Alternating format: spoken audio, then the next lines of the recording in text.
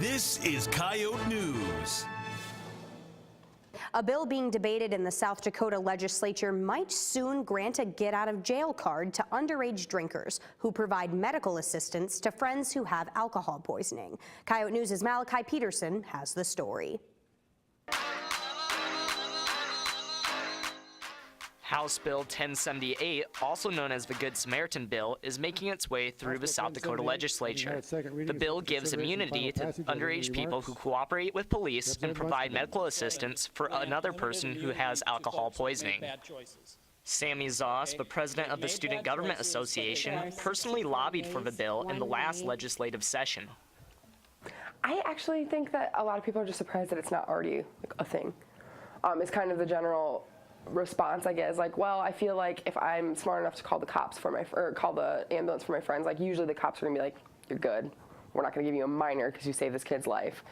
And so I think a lot of students feel like, generally speaking, it's already put in practice, and so it's kind of like, well, it's nice to know that it'll be there.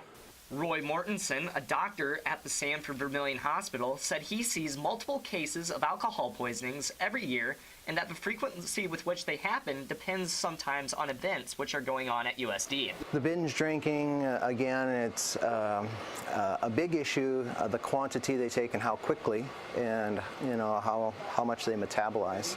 If you have someone that's very naive with it and drinks a lot and